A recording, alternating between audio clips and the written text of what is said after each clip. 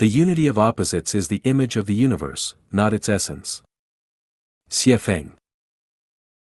From the perspective of appearance, the universe embodies its opposition everywhere: truth and falsehoods, good and evil, beauty and ugliness, positive and negative, light and dark, yin and yang, prosperity and adversity, dynamic and static, superior and inferior, noble and lowly, rich and poor, life and death, front and back, big and small, good and bad, etc. But the Mobius strip tells us that there is only unity in the universe but no opposition to it. Who can tell which is the front side and which is the back side of the bias strip? It has only one side, or in other words, there is a back side to the front side of the bias strip, and there is a front side to the back side of it. The front and the back side are perfectly intertwined and indistinguishable. Consider below the unity of opposites under conventional thinking. Up and down. Common sense believes that the top of the mountain is up, and the foot of the mountain is down, the leaders are up and the masses are down, the sun is up and the earth is down, the head is up and the feet are down, the river has upstream and downstream. Unconventional thinking believes that there is no up and down in the universe, and that up and down is just a matter of concept. For example, the sun and the earth, from the perspective of the solar system, has no distinction of up and down, just the changing of positions. Is there up and down on the earth? The South Pole and the North Pole, which pole is up and which pole is down? Look at the globe. Assuming that the surface of the earth is full of people, can you tell who is on top and who is on the bottom? Of course, we cannot.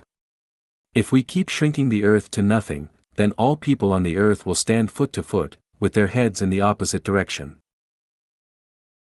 Now, who can tell whether the head is on top or the feet are on top?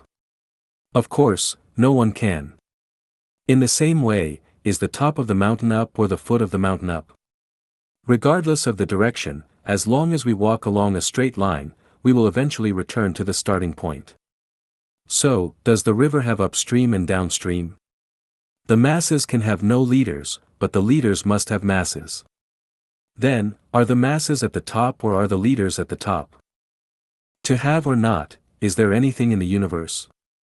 In spring, flowers of all kinds are in bloom in the garden, contending in beauty and fascination, and in winter, what is left in the garden? Where are the dinosaurs? Where are our ancestors? If the Earth is hit by a laser beam from outer space, it will vanish instantly, and everything on the Earth, including the Earth itself, will disappear. What else do you have? Since elementary school, we have been struggling and striving, in pursuit of possessions, but what do we get after death? A good name forever. Prosperous descendants. Immortal accomplishments. If the earth shakes, will these things still exist?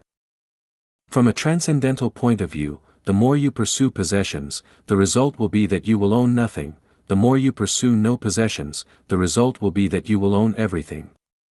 Shakyamuni, Jesus, Laozi, etc. did not pursue possessions, but they own everything. Thieves, liars, and corrupt officials are trying their best to pursue possessions, but they have nothing. If a peasant doesn't stop appropriately and think about his situation, he will always be a peasant. If a worker does not stop and look around, he will always be a worker. If a person does not calm down and perceive, he will always be a human. There is everything in emptiness, and there is emptiness in everything. I once asked a friend to give up everything and practice Taoism with me, but he couldn't let go of everything he had. He also wanted to glorify his ancestors and leave a good name for posterity. Watching him fall into human society and plunge into the real void, I could do nothing. With obstructed thinking, one is powerless. The sea of bitterness is boundless, so repent and be saved. Here repenting is unconventional thinking. Success and failure. There are no successes or failures in life. There are only different life trajectories. Success and failure are just the concepts of the laity.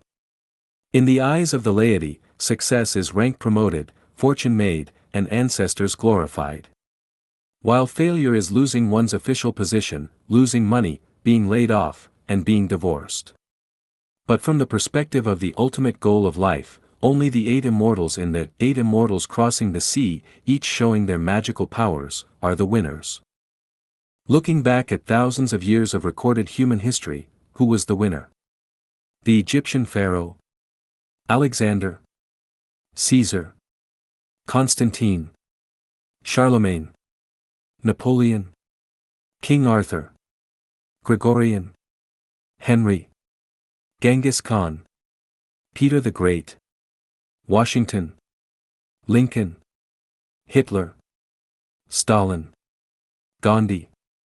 Mao Zedong? Bush? The heads of each state? Aristotle? Bacon? Dante? Columbus? Confucius? Martin Luther? Rousseau? Montesquieu? Voltaire? Marx? Darwin? Shakespeare? Newton? Einstein? Planck? Watson? Rockefeller? Bill Gates? If these people are successful, then are the others losers? If the dispossessed, homeless beggars along the street are defined as losers, then are the rest winners? Who is the winner? Who is the loser? Is there really a successful life? If there is no successful life, are all people failures? We annihilated 40,000 enemy troops, we succeeded. Did you succeed because you killed 40,000 lives? I frustrated all the competitors, I succeeded. Does it count as success by frustrating others? Dude, congratulations. We successfully robbed the Reserve Bank.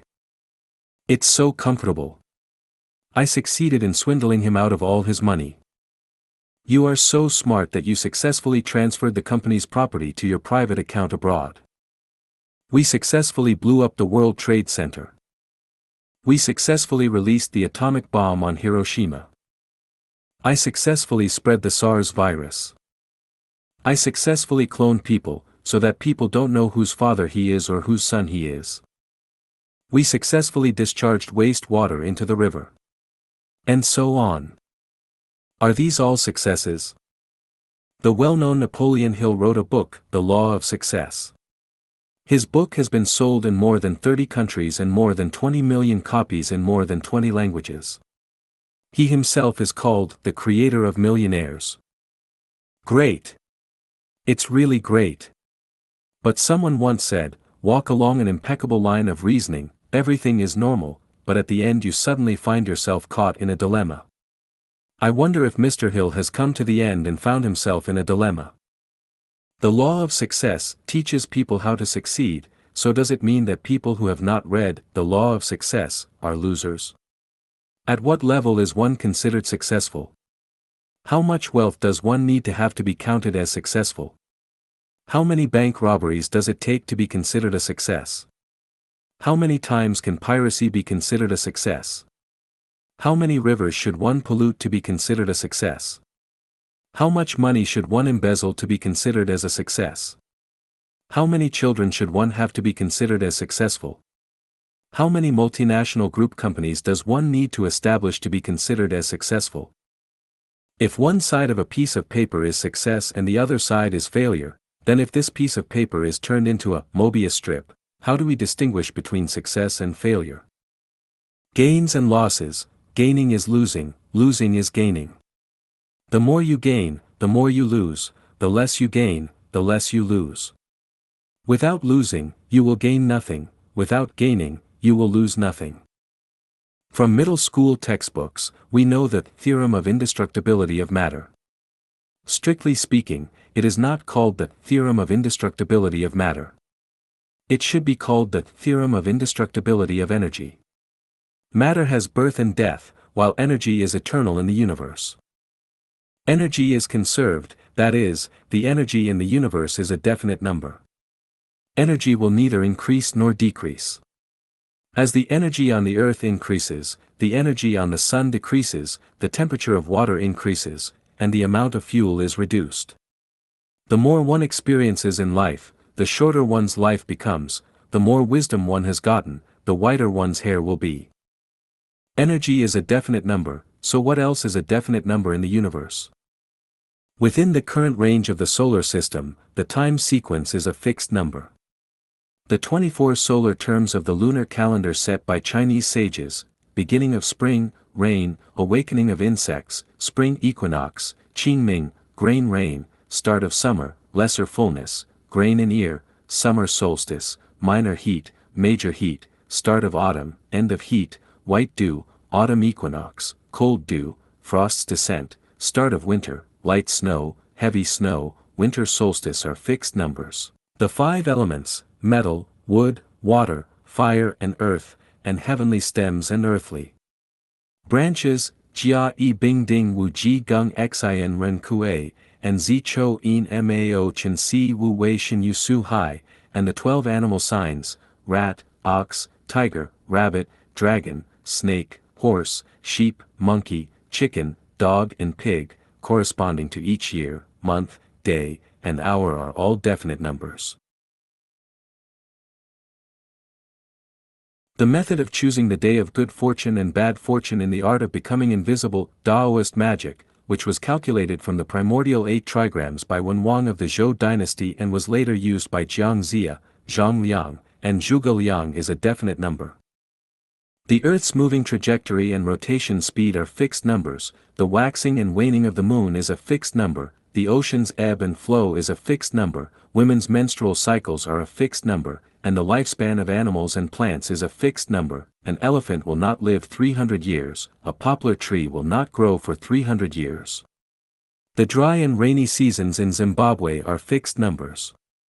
The mineral resources and water volume on the earth are fixed numbers. The number of hairs a person can grow is a fixed number. The ratio of height to the maximum distance between the 2 middle fingers is a fixed number. The number of legs and the number of heads a human has is a fixed number. Springs have an elastic limit, steel has a fatigue limit, various objects have a limit of motion, animals and plants have a growth limit, and all artificial products have a maximum service life. No matter how good the car is, after running for a certain number of kilometers, it is bound to be eliminated and scrapped. Within a certain altitude, the temperature at which water boils is a fixed number, and the temperature at which it freezes is also a fixed number. The ignition point of various substances is a fixed number, the saturation of various compounds is a fixed number, the composition ratio of various colors is a fixed number, the traveling speed of sound is a fixed number, and the frequency of the sound that humans can hear and the wavelength of the light that human eyes can see are fixed numbers. Everything within the range of rational numbers is a definite number. The amount of money, the length of life, the height of rank, the size of influence, etc. are all within the range of rational numbers, so they are all fixed numbers. Everything about humans is within the range of rational numbers, so everything about humans is definite. Everything that changes with time and space is within the range of rational numbers and is definite. Is everything in the range of irrational numbers not definite? The most famous irrational number is pi. Pi equals 3141592653589. The other is the golden ratio phi. Phi equals 1.61803398874989484821. These are 2 of the infinite mysteries of the universe that ordinary people know, but where is their ending? Are they also limited by time and space? As a Chinese Taoist saying goes, heaven's secrets should never be revealed. Secular people use this sentence to keep secrets. In fact, the essence of this sentence refers to the development trend and definite number of things within the scope of irrational numbers. Long-term unconventional thinking can lead to one's spiritual transcendence. After transcending the regular ethics, one can realize many heavenly secrets. Heavenly secrets can be leaked. The key is to whom should they be leaked. Jesus taught us, do not give that which is holy to the dogs, neither cast your pearls before the hogs. The Yellow Emperor's Hidden Talisman Classic says, after realizing the heavenly secret, virtuous people will settle down and practice it, while the villains will get carried away and act rashly and even ruin their destinies. The Tao Te Ching said, the main path, Tao, heavenly secrets, is easy to walk on, yet people love the small bypaths. He who knows does not speak, he who speaks does not know. Those who understand the secrets of heaven know the art of non-action, but if they reveal these secrets to ordinary people, it will lead to the downfall of unwise individuals who act recklessly and perish prematurely. Chuang Tzu. Shakyamuni once said to Subhuti, the Tathagata expounds it to those initiated into the Mahayana and the Supreme Jnana. Those who take delight in the Hinayana, Theravada, and hold the view of an ego, a personality, a being and a life, cannot listen to, receive, hold, in mind, read and recite this sutra and explain it to others. The heavenly secret is not forbidden to be divulged, the key is that it will lead to a bad result if it is divulged. If I say, what can be imagined in the human brain is real. This will cause countless people to go astray. If you suddenly give a poor man 1,000,000 ounces of gold, he will be restless both day and night. He has to guard against thieves and robbers, he has to deal with his neighbors and friends borrowing money from him, and the many demands of kinsfolks and relatives. He has to deal with the local bureaucrats' apportionment as well as the advice and suggestions of good-hearted people and gentlemen, which will end up hurting him. So, I have to say, what I said is all nonsense. Although, the heavenly secrets cannot be leaked, I can reveal a little information from the irrational numbers pi, and phi, golden ratio.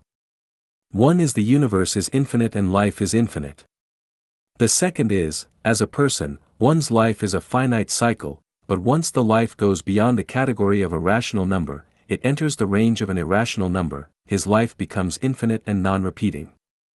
It is like what is said in the Buddhist scripture, beyond the 3 realms, and no longer subject to the 5 elements.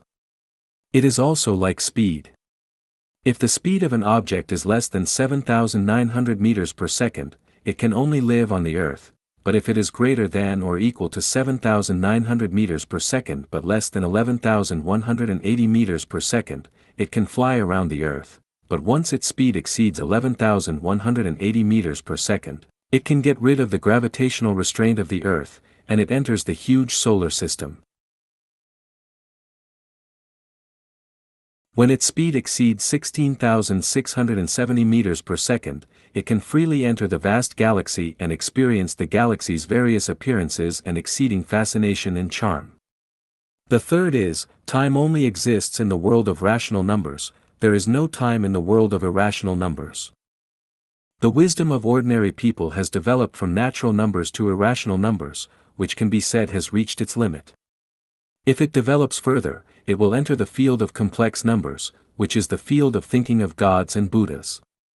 For example, the imaginary number 1 is not of the wisdom that ordinary people can understand, because imaginary numbers have illusory properties, you cannot find a practical example in the material world. Although imaginary numbers are used in electrical engineering and quantum mechanics, they are just a drop in the bucket of imaginary numbers, which is still polar away from the correct and comprehensive understanding of imaginary numbers. Let's put aside irrational numbers and complex numbers. Within the range of rational numbers, everything has a definite number. As far as people are concerned, the number of things everyone owns has been limited in their own life structure, just like the amount of water on the earth. If there is more water in the ocean, there will be less water in lakes and rivers, or less water in glaciers, or less groundwater. It is impossible to increase everywhere, because the amount of water on the earth is a fixed number, a constant. The things one can own in life are definite numbers, such as health, longevity, beauty, wealth, reputation, freedom, happiness, wisdom, safety, children, etc. If the number of a person's possessions is set as 1, then each factor, assumed to be 10, accounts for 0.1. These factors are all on a very sensitive polyhedral seesaw. When beauty is greater than 0.1, the amount of health will be less than 0.1, or the share of reputation will decrease. When the amount of wealth is greater than 0.1, the quantity of freedom or happiness will decrease. And when the knowledge increases, the lifespan may become shorter and shorter. In a word, if one factor increases, the other or several other factors will decrease, and the total amount remains unchanged at 1. The definite number of people cannot be limited to a few years, decades, or hundreds of years, otherwise, your understanding will go astray. Some people may use examples from real society to deny this theorem, and ask, How do you explain a person who became a high-ranking official and made a fortune, has many wives and concubines, lives a long and healthy life, has a good reputation, and has many children and grandchildren? This involves the transformation of time and space and life structure. God Jesus said in the Sermon on the Mount, "But woe unto you that are rich, for ye have received your consolation." Luke 6 verse 24. Buddha Shakyamuni said, furthermore, Subhuti, if a virtuous man or woman receives, holds, in mind, reads and recites this sutra and is despised by others, this person who is bound to suffer from evil destinies in retribution for his past sins, and whose karmic sins are now eradicated by the other's contempt, will attain supreme enlightenment, Anuttarasamiyak Diamond Sutra, Chapter 16, Karmic Obstructions Can Be Purified. Immortal Laozi said, when one is about to take an inspiration, he is sure to make a previous expiration. When he is going to weaken another, he will first strengthen him. When he is going to overthrow another, he will first have raised him up. When he is going to despoil another, he will first have made gifts to him. Tao Te Ching, Chapter 36.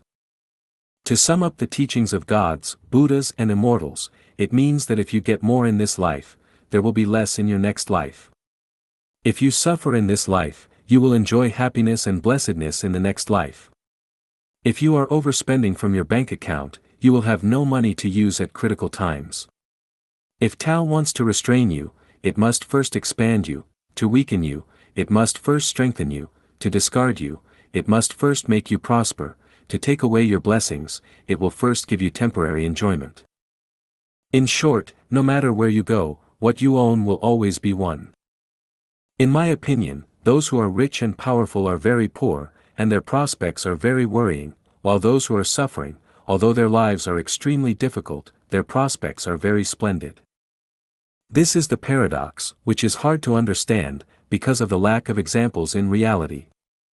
If I say, people enjoy blessings today because they accumulated virtues in their previous lives, and they are enjoying the blessings they gained by self-improvement in their previous lives. It is hard for people to believe it because few people know their own past life and future life, let alone other people's past lives and future lives. Without unconventional thinking, we cannot make the connection between the past life, the present life, and the next life, just like we can't organically combine the front side with the back side. The most valuable and meaningful life is one where you give more and enjoy less. People may be unfair to you, but heaven, the greatest creator, never will. Above I only gave examples of oppositions of up and down, having and not having, success and failure, gain and loss. From which we can see that opposition is the appearance of the universe, while unity is the essence of the universe.